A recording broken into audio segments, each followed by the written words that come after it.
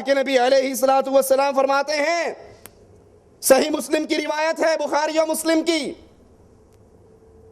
اپنے سے پہلی امت کی مکمل پیروی کرو گے، جس طرح تیر کے پر آپ اس میں برابر ہوتے ہیں، تم بھی ان کے نقش قدم پر ایسے ہی چلو گے۔ اگر ان میں سے کوئی کسی جانور کے سوراخ میں داخل ہوا ہوگا تو تم میں سے بھی ضرور ایسے لوگ ہوں گے جو اسی جانور کے سوراخ میں داخل ہوں۔ رسول اللہ صلی اللہ علیہ وسلم نے پوچھا، رسول اللہ صلی اللہ علیہ وسلم سے پوچھا گیا، صحابہ نے پوچھا، اے اللہ کے نبی، ہم سے پہلے لوگوں سے مراد کون ہیں؟ جن کے پیچھے ہم چلیں گے وہ کون ہیں؟ کیا وہ یہود و نصارہ ہیں؟ آپ نے فرمایا وہ نہیں تو پھر اور کون ہیں؟ یہود و نصارہ کے نقش قدم پر تم چلو گے، یہود و نصارہ کے پیچھے، ان کے قدموں پر، ان کے فٹ پرنٹ پہ جو ان کے عقیدے ہوں گے، جو ان کے معاملات ہوں گے، اس کے پیچھے پیچھے چلو گے۔ اگر وہ کسی سوراخ میں، جانور کے سوراخ میں داخل ہوئے تو تم بھی ایسا ہی کرو گے۔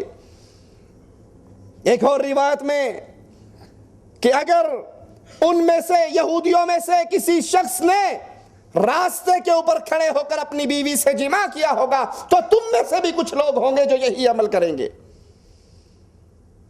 رسول اللہ صلی اللہ علیہ وسلم کا یہ فرمان آپ کے معجزات میں سے ہے اور آپ کی نبوت کی صداقت کی روشن دلیل ہے کہ جو کچھ اللہ کے نبی نے مستقبل کی خبر دی، اللہ کے نبی مستقبل کی خبر کیسے دیتے تھے؟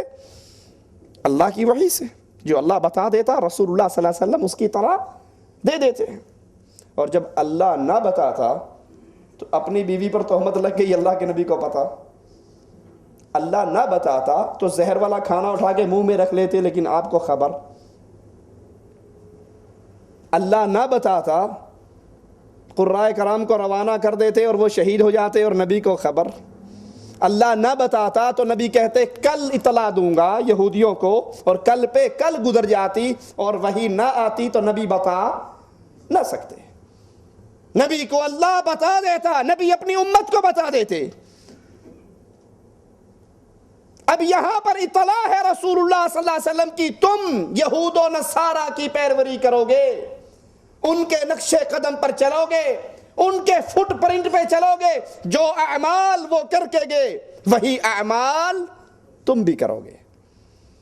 ہم نے پہلے قرآن کی 2 آیات سے ثابت کیا کہ یہودیوں میں شرک اور طاغوت کی عبادت تھی۔ اب آئیے ذرا کچھ اور اعمال دیکھیں، یہود و نصارہ کے کیا اعمال تھے جن کے پیچھے چلنے کا خدشہ اور پیشن گوئی رسول اللہ صلی اللہ علیہ وسلم فرما کر گئے۔ سب سے پہلے قبروں کی تعظیم کے اندر غلو، قبروں کے اوپر مسجدیں بنانا، یہ یہود و نصارہ کا عمل تھا۔ رسول اللہ صلی اللہ علیہ وسلم وفات کے قریب ہیں اور فرما رہے ہیں اللہ لعنت کر یہود و نصارہ پر۔ کیوں؟ اتخذوا قبور انبیائہم مساجدا، ان ظالموں نے اپنے انبیاء کی قبروں پر قبے جبے مسجدیں بنا لی۔ جو اعمال مسجدوں میں ہوتے ہیں وہ اعمال انہوں نے اولیاء کی قبروں پہ شروع کر دیے۔ ذرا سوچئے انڈیا پاکستان والوں، ذرا نظر دوڑاؤ اپنے معاشرے کے اندر، ہمارے معاشرے میں کتنی مسجدیں ہیں جن کے اندر قبریں ہیں اور کتنی قبریں ہیں جن کے اوپر مسجدیں ہیں۔ قبروں کے اوپر مسجدیں، مسجدوں کے اندر قبریں، اور یہ یہودیوں کا عمل ہے، اپنے بزرگوں کی قبروں کی تعظیم کرنا، قبروں کے اوپر مسجدیں بنانا، نماز پڑھتے ہوئے، دعا کرتے ہوئے، قرآن کی تلاوت کرتے ہوئے قبلے کو چھوڑ کر ان قبروں کی طرف رخ کرنا، اور پھر قبر والوں کو پکارنا، ان سے مدد مانگنا، ان سے حاجات اور مشکل کے اندر سوال کرنا، اور اپنے احبار اور رہبان، درویش اور مولویوں کو حلال و حرام کا سارا اختیار دے دینا۔ ایک یہودی عالم جب مسلمان ہوئے اور قرآن حکیم کی آیت پر پہنچے کہ یہودیوں نے اپنے احبار و رہبان، درویش، صوفی، مولوی، ان کو رب بنا لیا، ارباب من دون اللہ، اللہ کے علاوہ رب بنا لیا، تو وہ کہنے لگے یا رسول اللہ صلی اللہ علیہ وسلم، ہم نے اپنے کسی مولوی کو کبھی رب نہیں کہا، کسی درویش کو، کسی صوفی صاحب کو، کسی شیخ صاحب کو، کسی حاجی صاحب کو رب نہیں کہا۔ رب صرف کہنا سے رب نہیں بن جاتا، کچھ اعمال ایسے ہیں جب وہ اعمال کیے جائیں جس کے لیے وہ کیے جا رہے ہیں اس کا مقام رب والا مقام بن جاتا۔ رسول اللہ صلی اللہ علیہ وسلم نے سوال کیا، جب تمہارا کوئی شیخ، کوئی عالم کسی چیز کو حلال کر دے تم اس کو حلال مانتے تھے؟ سوچنا ذرا، غور کرنا۔ جب تمہارا کوئی عالم، کوئی شیخ، کوئی مولوی کسی چیز کو حلال کہہ دے تم حلال مانتے تھے؟ کہا ہاں جی۔ کہا جب وہ حرام کہہ دے حرام مانتے تھے؟ کہا جی بالکل۔ کہا یہی تو رب بنانا ہے، یہی تو رب بنانا ہے۔ جب کسی کو اختیار مل جائے جو یہ کہہ دیں گے پتھر پہ لکیر ہے۔ سوچئے آج ہماری امت کا وہی حال نہیں؟ اجی بات تو ٹھیک ہے لیکن ہمارے مولوی صاحب نے تو یوں نہیں کہا، حدیث تو ٹھیک ہے ہم نے پڑھ لی لیکن ہمارے شیخ صاحب نے یوں نہیں کہا۔ آنکھیں بند ہیں، جو ہمارے مولوی نے کہہ دیا، جو شیخ نے کہہ دیا، جو پیر نے کہہ دیا، جو صوفی صاحب نے کہہ دیا، جو مولوی صاحب نے کہہ دیا، بس وہی پتھر پہ لکیر۔ اور حالانکہ حلال و حرام کے اختیار کس کو ہے؟ رسول اللہ صلی اللہ علیہ وسلم نے فرمایا آج کے بعد میں شہد نہیں کھاؤں گا۔ مالک نے فوراً گرفت کر لی، لما تحرم ما احل اللہ لک، اللہ حلال کرتا ہے تو حرام کرنے والا کون ہوتا ہے؟ تبتغی مرضات ازواجک، بیویوں کو راضی کرتا ہے۔ حلال و حرام یہ اختیار صرف اللہ کے پاس ہے، جائز اور ناجائز، حلال اور حرام کوئی نہیں کر سکتا۔ اس لیے جب بھی کسی سے سوال کریں پوچھیں حضرت یہ بات اللہ کے قرآن میں کیسے ہے، رسول اللہ صلی اللہ علیہ وسلم کے فرمان میں کیسے ہے، جو دلیل قرآن و حدیث کی ملے گی اس کے مطابق فیصلہ دیجئے۔ یہ کہہ دینا بس جی آپ کا فرما دینا کافی ہے، ہم اس مولوی صاحب کے پیچھے ہیں، 2 رکعت نماز اندھیرا، جو حال مولوی کا وہی میرا، یہ دین نہیں ہے۔ علماء سے پوچھئے، سوال کیجئے، لیکن سوال کیا کریں؟ حلال کیا ہے، حرام کیا ہے، بتائیے قرآن نے کیا کہا ہے اور فرمان محمد کریم صلی اللہ علیہ وسلم نے کیا کہا۔ کتاب اللہ کو چھوڑنا یہ وہ بد عادت تھی جو یہودیوں کی، اور آج یہی حال ہمارا نہیں ہے۔ ذرا اللہ کے لیے سوچئے، اپنے دل میں، اپنی قبر میں جانا ہے۔ ہم میں سے کتنے ہیں اپنی اپنی عمریں گنے، 30 سال، 40 سال، 45 سال، 50 سال، جتنے بھائی ہم یہاں بیٹھے ہیں ہم تو غور کر لیں، باقیوں کو چھوڑیں۔ ہم میں سے کتنے ہیں جنہوں نے قرآن حکیم کو زندگی میں ایک مرتبہ، زیادہ نہیں، زندگی میں ایک مرتبہ ترجمے کے ساتھ پڑھ کر سمجھا ہو؟ طوطے کی طرح تو رمضان شریف کے اندر رکھ لیتے ہیں، الف لام میم سے لے کے والناس تک دیکھ لیتے ہیں اور گن جاتے ہیں، لیکن ترجمے سے فہم کے ساتھ کہ اللہ کہتا کیا ہے، اللہ مانگتا کیا ہے۔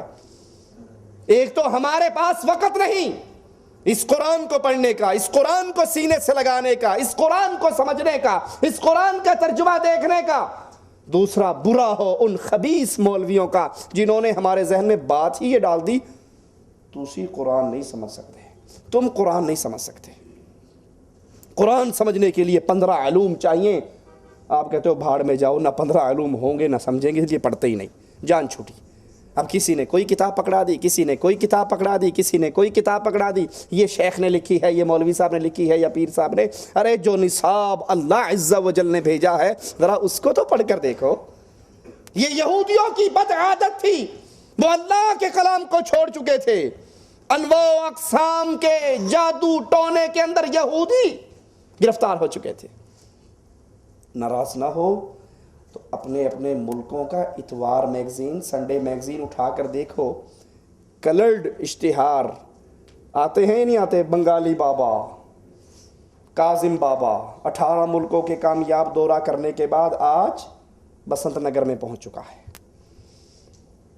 جو چاہو سو پوچھو، کوئی ایسی خواہش نہیں جو پوری نہ ہو سکے۔ وہی جادو ٹونا جو یہودیوں کے اندر تھا آج امت مسلمہ اسی جادو ٹونے کے اندر شامل ہو چکی ہے، گرفتار ہو چکی ہے، بلکہ جادو ٹونے کے باقاعدہ چینل چلتے ہیں۔ اٹھائیے کیوں ٹیلی ویژن کو، استخارے کا پروگرام آپ میں سے کئی لوگوں نے دیکھا ہوگا۔ یہ استخارہ کیا ہے؟ یہ جادو ٹونے ہیں۔ میں سعودیہ میں بیٹھ کر اسے فون کرتا ہوں، وہ پوچھتا ہے تیری ماں کا نام کیا ہے؟ میں ماں کا نام بتاتا ہوں، وہ اپنے شیاطین کے ذریعے جھوٹ اور بکواس ملا کر کہہ دیتا ہے تیری شادی 4 سال بعد ہوگی، تیرے گھر میں یہ مسئلہ ہے، یہ استخارہ، یہ جادو ہے، یہ ٹونا ہے، یہ وہ یہودیوں کی سنت ہے جس پر آج کلمہ پڑھنے والے چل رہے ہیں۔ غیب کی خبر اللہ کے علاوہ کسی اور کو، وہ لاہور میں بیٹھ کر چینل چلا رہا ہے اور اس کو کویت میں بیٹھی ہوئی عورت کے سارے حالات کا علم ہو رہا ہے، یہ جھوٹ ہے، بکواس ہے اور یہودیوں کی پیروی ہے جس سے رسول اللہ صلی اللہ علیہ وسلم نے منع فرمایا تھا۔ یہودیوں کی ایک بد عادت، آپ کو ناراض کرنا میرا مقصد نہیں، لیکن جب مریض کا آپریشن ہوتا ہے تکلیف تو مریض کو ہوتی ہے۔ کامیاب ڈاکٹر وہی ہے جو اس کے گند کو نکال دے۔ اپنے معاشرے پر نظر دوڑائیے، اپنے عقائد پر نظر دوڑائیے، اپنے نظریات پر نظر دوڑائیے اور پھر یہ یاد کیجئے اگر آپ کے اور میرے عقیدوں کے اندر یہودیوں والی خصلتیں ہیں تو اہل ایمان کے اندر کبھی شرکیہ اور اہل شرکی خصلت نہیں آ سکتی۔ تبدیل کر لیجئے اپنے آپ کو، اپنا دامن اللہ کے قرآن سے جوڑ کر پوری کائنات سے توڑ لیجئے، اور جس کا دامن رب کے کلام سے جڑ جائے اسے کسی اور کی حاجت نہیں ہوتی۔ یہودیوں کی ایک بری خصلت یہ بھی تھی، وہ اللہ عز و جل کی طرف عیب اور نقص، بری باتیں منسوب کیا کرتے تھے۔ ید اللہ مغلولہ غلت ایدیہم، وہ اللہ کے ہاتھ کو کہتے تھے اللہ کا ہاتھ مغلولہ ہے، ان کے اپنے ہاتھ ٹوٹ جائیں، بلکہ اللہ کے ہاتھ مبسوطتان، جیسے چاہتا ہے خرچ کرتا ہے۔ وہ اللہ کی طرف عیب کی نسبت کرتے تھے، نقص کی نسبت کرتے تھے۔ آج یہی بیماری اس کلمہ پڑھنے والی امت کے اندر بھی موجود ہے۔ آپ کہیں گے مولوی صاحب پتہ نہیں کہاں سے بول رہے ہیں، یہ ہمارے ہاتھ کے اندر فتاوی رضویہ ہے، احمد رضا خان صاحب بریلوی صاحب کا فتاوی جو کئی جلدوں میں ہے، یہ اس کی پہلی جلد ہے، اس کو شائع کیا ہے دارالعلوم امجدیہ مکتبہ رضویہ آرام باغ روڈ کراچی پاکستان نے۔ اس کے صفحہ نمبر